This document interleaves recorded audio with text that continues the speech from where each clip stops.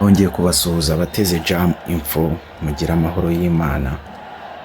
Tugiye kugaruka ku mateka yaranze ikipe ya Rayon Sports muri Sekafa Kagame Cup 2026. Ni ikipe yatangiye idahabwa amahirwe, ni ikipe yatangiranye n'abakinnyi bashya bafashe umweyo banyuzamo, barakubura abakinnyi batari bafite icyo bayimariye bose barirukana, bagura abandi bakinnyi bashya.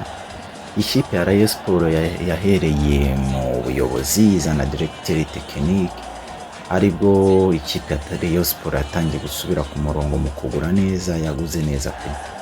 Ni ikipe yatangiye idahabwa amahirwe, ni ikipe yatangiye bayivugaho amagambo ati ikipe iramenyeranye, abakinnyi bose ni bashya, ntabwo imenyeranye, ese izakora iki?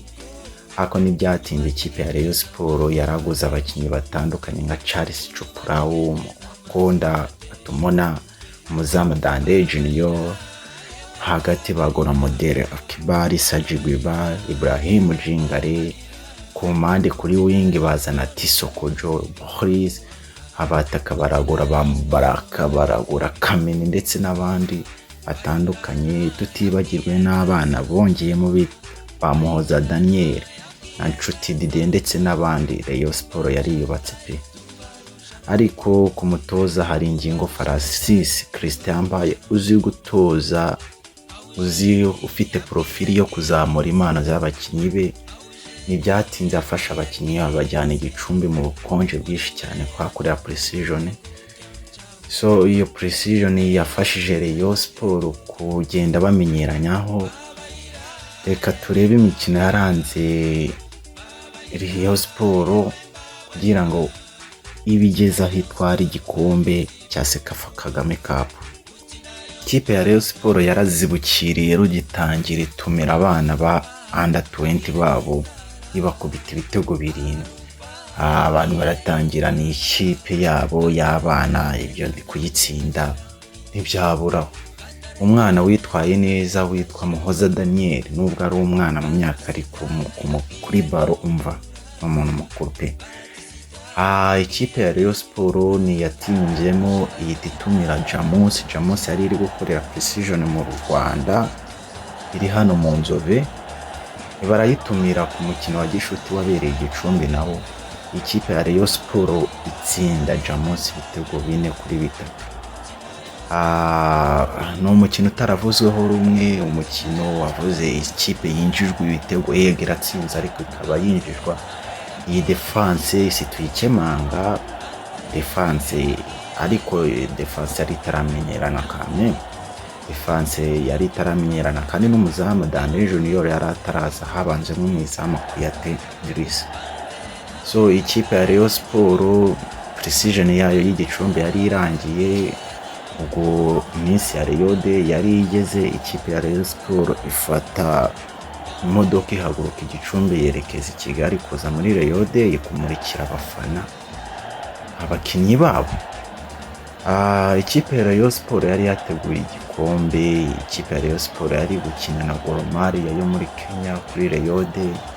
Ni umunsi wagendekeye neza, Rayon baberetse umukino mwiza cyane, batsinda ikipe ya Gor Mahia ibitego 2-0. Ni umukino nanone utaravuzweho rumwe, avuga ikipe ya Rayon Sports yiteguriye igikombe. Buriya batekerezaga yuko banatanze rakane kamenu kugira ngo ikipe ya Rayon Sports itsinde, ariko siko byari byaragenze. Ni ikipe ya Rayon Sports nziza, ni ikipe ya Rayon Sports aho itangiye kumenyerana itoje.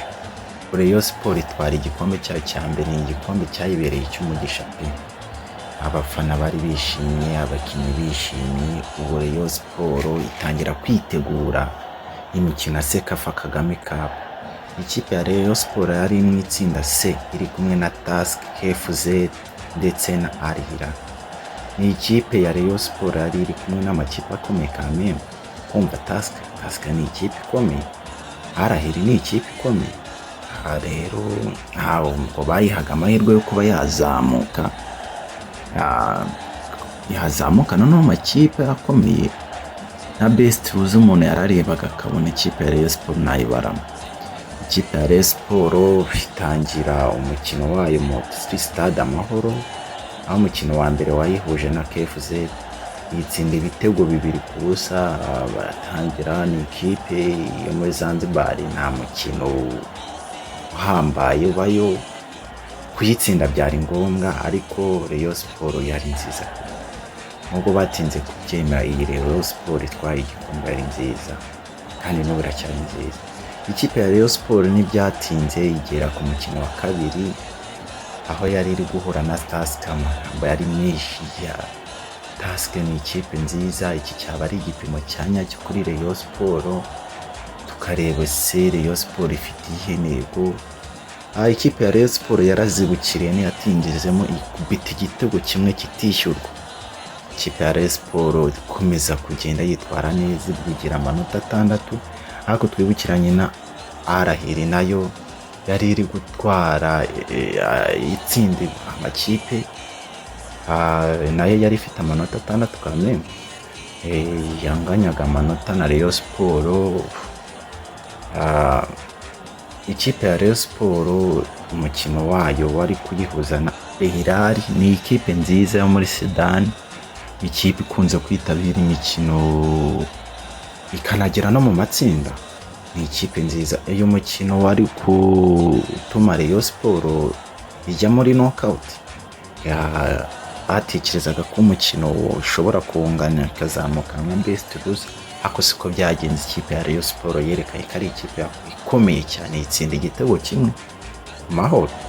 Nibwo icyizere cyatangiye kuzamuka ku bakunzi ba Rayon Sport ndetse no ku bafana ba Rayon Sport. Iyi kipe yacu irakomeye pe, nk'abanyamakuru batangiye kubona ko ikipe ya Rayon Sport ikomeye. Tuba twinjiye mu mikino ya knockout, ni ahangaha baragukubita ukahita uvamo, kandi hari ingingo Francis Christian profile afite, tumuzi ni umutoza muri knockout, arindwa babi, arakubita akigeza. Ikipe ya Rayon Sport ntibyatinze irazibukira, ihura na Jamus. Ikipe yari yitwaye neza nayo. Ikipe ya Rayon Sport, umukino wa Jamus ni umukino utarayigoye cyane. Jamus yego yatangiye yataka, ariko ikipe ya Rayon Sport yereka ko ari ikipe ikomeye, kupita 3 ibitego 3-1, ari nacyo gitego cya mbere cyari kibonetse, cyari kinjije mu izamu rya Rayon Sport. Ya defense bavugaga iyi defense yari itaramenyerana, ariko beretse abafana n'abakinnyi n'abakunzi ba Rayon Sport ko defense yayo nta kibazo ifite, ari defense nziza. Ikipe ya Rayon Sport ibigeze kuri final uko nguko, ariko twibuke ikipe ya Rayon Sport yari guhurira kuri final n'ikipe ya Gor Mahia bakinnye. N'umukino utari kuza kuba woroshye, ni ikipe zari zihuriye. Gor Mahia yari ifitemo akado kigo none yuko yahitsinze kuri Rayon de, rero ntago yari kuyibemukira. Noneho cyari finali, kandi finali iratsindwa ni ikintu. Ikipe ya Rayon Sport ariko yatanze ibyishimo, itanga show mu banyarwanda. Ikipe ya Rayon Sport itsinda Gor Mahia yo muri Kenya ibitego 2-1.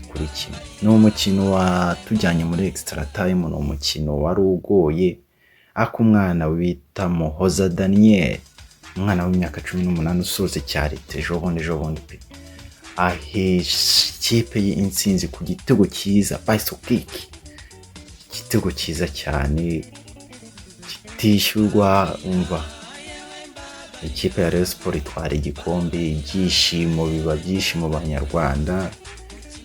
Ikipe ya Rayon Sport itari iherutse igikombe, yari iherutse igikombe mu myaka 28 yari ishize, nta gikombe itwara cya Sekafa Kagame Cup. Kuva igikombe cyahindurirwa izina kikitwa Sekafa Kagame Cup, yari itaragitwara. Ikipe ya Rayon Sport binatwara igikombe mu Rwanda bwa mbere, amateka arandikwa. Ikipe ya Rayon Sport tuyihe credit zayo, duhe credit abayobozi, duhe credit abakinnyi, duhe credit staff technique, bakoze neza. Umva, kandi icyizere kirahari yuko n'amatsinda ikipe ya Rayon Sport izayajyamo kuko yatomboye neza. Rero ikipe ya Rayon Sport yari yahindutse pe, yari yubatse. Umva, ni ikipe nziza kandi itanga icyizere yuko mu minsi iri imbere izaba ari ikipe ijya guhatana mu mikino mpuzamahanga kameme. Mwakoze gutega amatwi Jam Info, amakuru ya Rayon Sport nakagaruka, kandi mwibuke gukora subscribe kandi like and share, mutere na comment bitagenda neza mutubwire, tuzabona aho dukosora. Ciao ciao, turi kumwe.